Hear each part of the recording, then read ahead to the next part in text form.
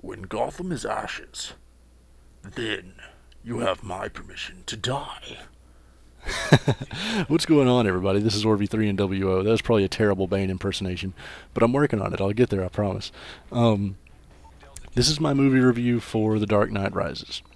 First of all, I just want to give you kind of my opinions, and also I'm gonna do this pretty much spoiler free, but there might be some like little ones, you know. So if you don't want to hear anything at all, you probably ought to just like the video and then leave. No, but there will be some little stuff, so just to let you guys know. Alright, my opinions right off the bat, I loved it. I'm not a big comic book superhero movie fan. I wasn't even excited about seeing the second Batman. I never even saw the first one until after I saw the second one. I loved this movie. I loved it. And I don't think it will probably get the credit that it deserves because of how big the second one got, and the whole, Heath Ledger, thing. Heath Ledger did a great job with the Joker. I'm not trying to knock that. I'm not trying to knock that movie either. That was a very good movie. I liked this one better. I might be the only person on earth that thinks that, but I loved it. I think that the villain is more relatable. I think that he's cooler by a long shot. I think the story about Batman and his family is more moving. I think that just a lot of things. I love this one. I don't think that there's very much they could have done to make this a better movie. Honestly, I think it was really good. A couple of little goofy things that kind of bugged me, but nothing big. Let me give you kind of a breakdown of what happened. So this is gonna be kind of the spoilery part, if there's any. It's set 8 years after The Dark Knight. So now it's in a time of peace. At the end, Harvey Dent set up the Dent Act and basically got all of the organized crime locked up. So it's been a big time of peace. Officer Gordon is giving a speech on Harvey Dent Day, so that's kind of what's going on. It cuts over, and you finally get to see Bane and hear him talk. And I'm not going to tell you everything that happens, but he kidnaps this doctor, which doesn't make much sense at the time. At the time of all of this, Batman has basically disappeared because of everyone thinking that he killed Harvey Dent. And since he disappeared, Bruce Wayne has pretty much been shut in as well. He's not coming out and talking to people. The last thing that he really did was he bought into this idea of this huge green energy idea. It was a fission cell, whatever. And it was going to be big enough to run the entire city off this one cell.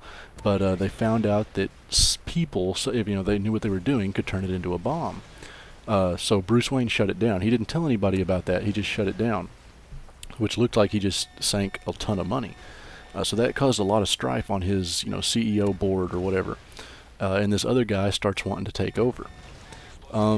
So you see, things go on there. Commissioner Gordon gets into a chase and chases some guys into the sewer, gets shot, gets taken to Bane where he sees him.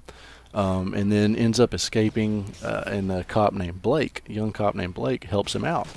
And he's really the only person for a long time that believes him that Bane was down there. I'm trying to think how else I can tell you how it goes. Some other things happen.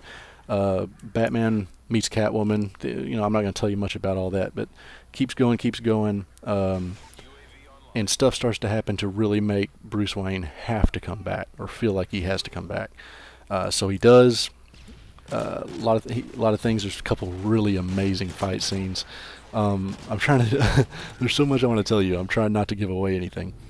But what it comes down to is Bane comes to Gotham and basically gets a hold of that fission cell and turns it into a nuclear bomb. And he tells the people that one citizen has the controller, and that they need to take over the city. And they need to, liberate themselves from the cops and the rich people. And they just kind of go on a rampage. It's taking all the rich people's stuff, holding them in court, all this kind of weird stuff. Really cool. And that's the whole thing. And at the end of the period, they can decide whether to blow it up or not. That's what he's telling them, anyways. And it's really just a struggle and a fight for time for Batman to get there and save him from this bomb. So that's basically the story. There's a lot of twists. It's a Christopher Nolan movie, so there's going to be tons of twists. If you've ever seen any of his stuff, Memento, Inception, he's one of my favorite directors. I loved it. Loved every bit of that. There's a couple little things that make it kind of goofy, like how Batman got from one place to the other so quickly. In this one, he's like on a different continent, but and he gets there within like hours, but he hasn't. It's I don't know. But other than that, like little stuff like that, I think the movie was great, really, really good. And my reasoning behind that is if you put that many great actors into a movie, you're gonna have a pretty good movie pretty much every time. You know, things matter, but when you start putting in the actors that this movie has, it's gonna be good. It pretty much has to be. I'm not gonna talk a lot about the people that have been in the other ones because you guys already know. You know, Gary Oldman as Commissioner Gordon, incredibly solid actor. Morgan Freeman, incredibly solid actor. Michael Caine, great actor. If you've never seen any of his other stuff, if you only know him as Alfred, you're missing out. And Christian Bale, who's probably one of the best actors out right now. Another, if you haven't seen The Machinist or Fighter or The Prestige, you need to go watch those. Unbelievable movies that Christian Bale is in. What I am going to talk about is the new people.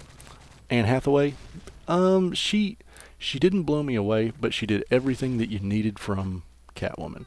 She was gorgeous. She was flirty with Batman, and it played well. They had good chemistry.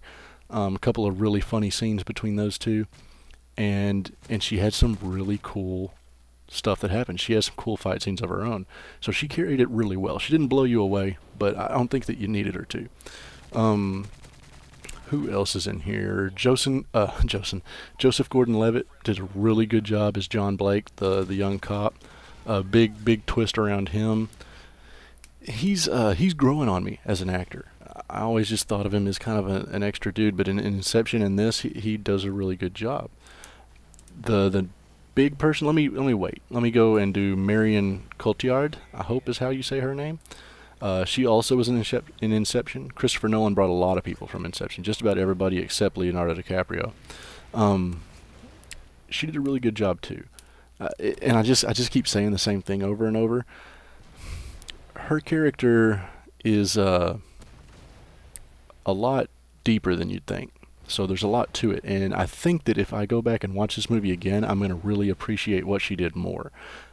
Watching it through the first time, when you're at the end, you're like, oh wow, so there was more to that. That's cool. But you don't really get that sinking in of how good of a job she did because you never really know. You're not paying attention to that, and I think that shows how good of a job she did. The big new addition is Tom Hardy as Bane. Tom Hardy was also in Inception. He was just in Warrior right before this. Big deal is everyone said that he put on like 50 pounds of muscle for the role. Absolutely not. He's even said himself that's just bogus. He probably put on about 50 pounds for the role, but most of it was fat. Not to say that he doesn't look like a freaking monster. The guy looks huge. His arms, I'm guessing, are probably 18 to 20 inches, just massive. He looks like a monster, which is exactly what you want from Bane. And that's what's so cool, I think, about Bane. He doesn't do this as some... And I usually like kind of cartoony villains, but this was the exact opposite of that. This was a physically intimidating monster of a villain who is every bit as smart as the Joker or the Riddler or the Penguin or whoever you want to pick. So he can beat Batman with his mind, and he can physically dominate pretty much anyone. So that's what's so cool about it, and he has a purpose in this, and it's not necessarily a good purpose, but he cares about something. So that's kind of what I know makes me care about him more as a villain. Great job by him. His voice is a little weird until you get used to it. A lot of people are comparing it to a Sean Connery impersonation, and it does sound like that a little bit. He was basing it, let me see if I can find what he said. He was trying to base it off of Bartley Gorman, who is a huge bare-knuckle boxer. Probably, I think he's kind of the best ever, or whatever. It's kind of the rumor that goes around, whatever you want to call it. Loved Bane. Bane is by far my favorite enemy in the trilogy.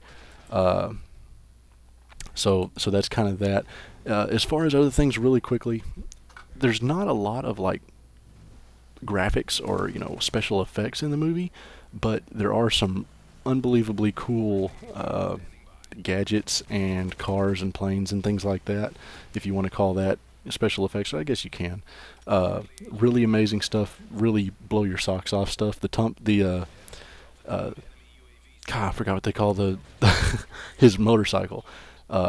There's like 2 or 3 really amazing scenes with his motorcycle in it that I was sitting there with my friend Tony. And I was like, oh my God, look at that, man! That was so cool. You'll do that 4 or 5 times at least in this movie. It really blew me away. I wasn't expecting it. I knew it was going to be good. I wasn't expecting it to be this good. I think that the way I feel about this movie is how most people felt about the second one. So that's just kind of my opinion. I think you guys will love it. Other little things I'm trying to think about.